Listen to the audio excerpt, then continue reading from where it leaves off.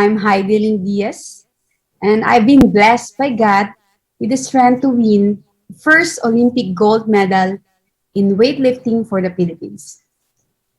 I believe that each of us are blessed with unique talents to glorify God and serve others. My talent just happens to be weightlifting. I'm grateful to the Management Association of the Philippines for giving me this platform to share my experience as an Olympic athlete. I hope my story serves as inspiration for you to be a good stewards of the future. I come from humble beginning. Ang tatay ko, tricycle driver, at ang nanay ko naman ay nasa bahay lamang. Ang bahay kasi namin walang tubig, and kaya at the age of 9 or 10, I would carry buckets of water for our family. And my first coach is my cousin, Catalino Diaz Jr., who introduced me to weightlifting. And I discovered that I enjoy it and had the potential to excel in it. Yung nanay ko, at first, hindi siya supportive. Ang mindset kasi pag nasa probinsya, babae, nasa bahay lang. Pag may sports ka, pag mag-sports ka or mag-weightlifting ka, walang magkakagusto sa'yo. Lalakimasan mo, baka hindi ka mabuntis, at di ka tatangkat. O totoo naman na di ako tumangkat. Pero hindi yun totoo. Sa jeans lang yun. Jeans ko, malit talaga. But I persevere. Nung nakita ng nanay ko na enjoy ko yung sports, at nakita niya yung opportunity na binigay sa akin ng sports, my mom finally supported me. Sa totoo lang, nung una nag-start ako, yung motivation ko wasn't for the love of weightlifting, but for the material benefits that it provided. As an elite athlete, I would get an allowance. I also received a scholarship for high school and college. I was able to help out my family. That all changed in 2013. I was already in the Philippine Air Force when I joined the FEAS, a charismatic Catholic community where I began yung journey ko to have more a personal relationship with God. I learned how to worship God and listen to His word. 2014, nagka-injury ako. Doon ko na-realize din na, laos na ako. Wala na. Tapos na ang career. Kaming mga athlete kasi kinatatakutan namin ang injury. Physically, mentally, emotionally, nakaka-drain at hindi ka nakakapag-perform. Nandun na yung doubt. Pero pag may personal relationship ka kay God, lahat nilalapit sa'yo. Or nilalapit niya sa'yo, or nilalapit mo sa Kanya. Yung problema mo, kung ano yung dream mo, kinakausap ko si God. Sabi ko, Lord, sana bigyan mo ako ng chance. Kasi kung bibigyan mo ako ng chance na makapagbalik ulit, I will use this chance na itong talent na ito binigay niyo sa akin para makapag-inspire sa iba. I will use this chance para gawin ko yung best ko. Ipakita ko rin sa iyo, Lord, na mahal ko yung sports ito. Kung bibigyan mo ako ng chance, Lord, gawin kong lahat para sa sports na to. Parang breakthrough yung nangyari sa akin. Before the injury, I had a very narrow mindset approach to weightlifting. I just relied on one coach and didn't consider other perspectives. Hindi ako nag-grow as a person and as an athlete. And parang hindi personal na ako yung may gusto. Kundi sinusunod ko lang yung gusto ng coach ko. But because of my injury, natanggal yung coach ko, naging pangit yung performance ko. Then literally, I have to train myself. But God sent people to treat my injury and help me to grow as a person. After that injury, parang na-open yung mind ko sa ideas ng sports science.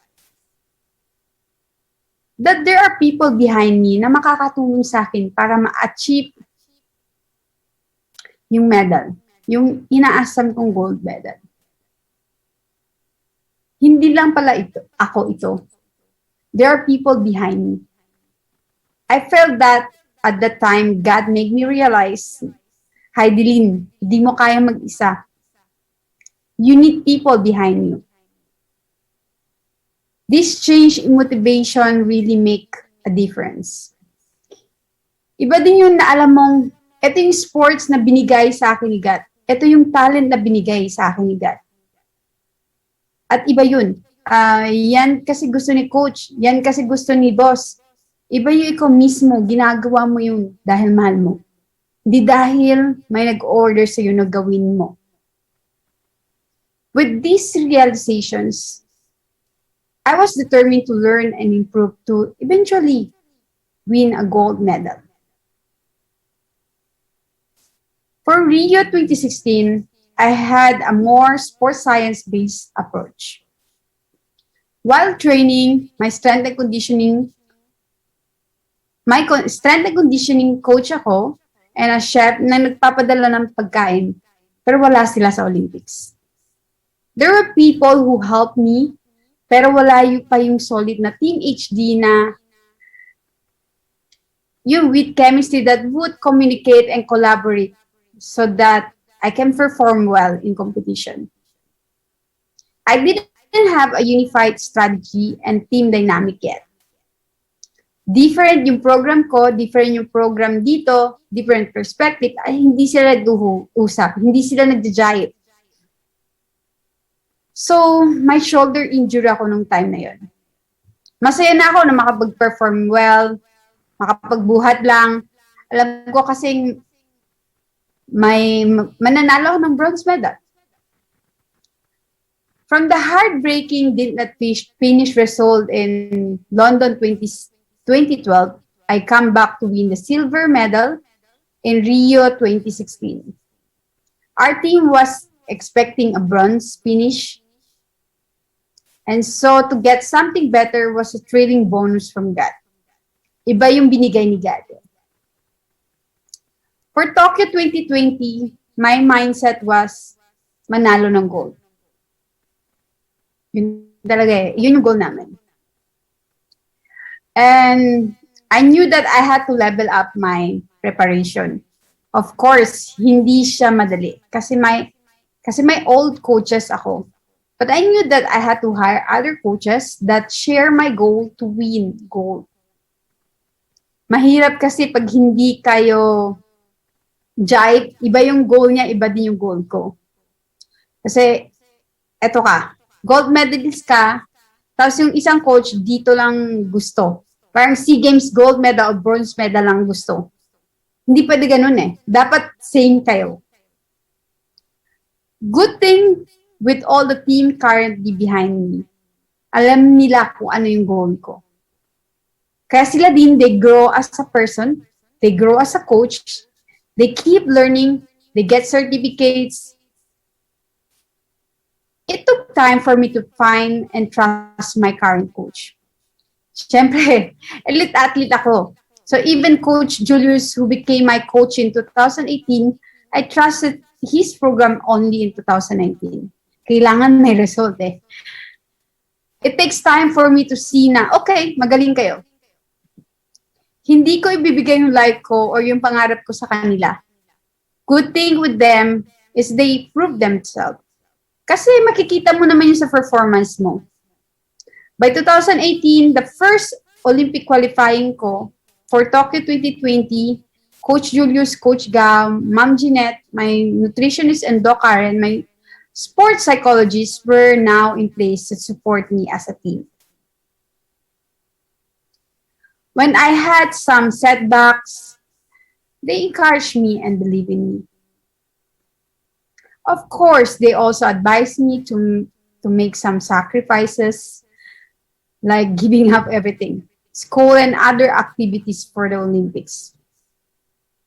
Mahirap. Kasi nga, my goal, I have other goals also. But what Coach Gao said that you only had the chance to compete, one chance to compete in Olympics. You just have to give up everything.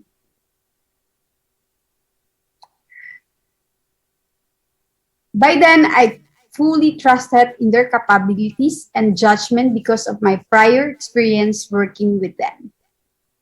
2019 was when we had our first simulation kung paano pagdating sa laro. Everyone had a clear roles to play. Si Ma'am Jeanette sa pagkain ko, sa recovery. Si Coach Julius sa strategy and conditioning. Si Coach Gao sa technique ko. All I had is to focus on is my life. Kasi kung kulang kami ng tao, nahihirapan kami. Simpleng bagay lang na tubig at kape at hindi makuha kagad, sayang ang oras. And sa Olympics, every second count. One mistake, 1 second of doubt, no leave. Na-realize ko kung gaano ka-importante na kumpleto yung team sa performance ko. Kung gusto kong manalo ng gold, so nung naubusan kami ng fans, talagang naglakas loob ako humingi ng tulong. By the grace of God, our team received funding and so the rest is story. My journey to win gold took me 19 years and 4 Olympics. Aside from the regular challenges of training, as mentioned, I had to contend with the lack of financial support for my team. In 2019, I had to endure getting dragged in malicious political controversy. And then COVID left me stranded in Malaysia, where my team and I had to improvise to get me ready for Tokyo 2020. Ang taas ng anxiety ko noon, kasi di namin alam kung saan kami titira, saan kami magte-training, wala kami kakilala dito sa Malaysia. May mga time din ako kay God na, bakit Lord? Nagtatanong ako sa Kanya eh. Bakit nangyari lahat ng mga challenges na ito? Sa tingin ko, ganun din tayong lahat eh. Nagtatanong tayo ng bakit. And then babalik tayo doon sa reason kung bakit nga ba tayo nandito. First, this is the sports God gave me. Ito kasi yung sports na mahal ko. And then, I kinda give up kasi yung team ko nga, they believe in me. Sila nandun, kaya mo yan, Hikes. Tapos ako gusto ko nang sumuko.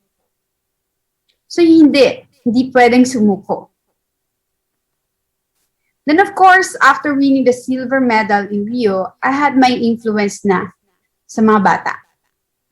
Lalo ngayon na pag mag-give up ako, instead na magbibigay ako ng inspirasyon sa kanila, magbibigay ako ng bad news during the pandemic.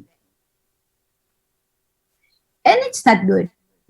So sabi ko, I will use this as motivation that kung manalo ako, magbibigay ako ng inspirasyon sa mga Pilipino na not to give up kahit mahirap ang sitwasyon. Through it all, my faith in God was my anchor. The Apostle Paul said in Philippians chapter 4, verse 13, I can do all things through Christ who strengthened me. That Bible verse reminds me to base my strength not on myself but on my Savior. With assurance, I trusted that this difficult situation was part of God's plan to make me the champion He wanted me to be. Without my relationship with God, I don't think I would have made it this far. He sent the right people to help me achieve the impossible dream. Kung pera lang yung habol ko, I would have given up a long time ago. Mas madaling mag-give up. Mas may madaling way eh. Faster and less controversial ways to make money than lifting 127 kilos for the Philippine flag. With this, I invite you all to reflect on your motivation for being on your current path. Perhaps it's because of the lucrative benefits of your industry or the prestige with being a leader. Maybe it's to honor a family legacy, or you simply enjoy playing the strategic game of business. These are all valid reasons. But what if God has a higher purpose for you? What if you have the talents, strength yet to be discovered? Would you be open to finding out what that is? Wherever you are in your faith journey, it's never too late to develop a deepening relationship with God. Who knows what amazing things God will do through you if you're willing to listen. Thank you, MAP, for having me. God bless you all.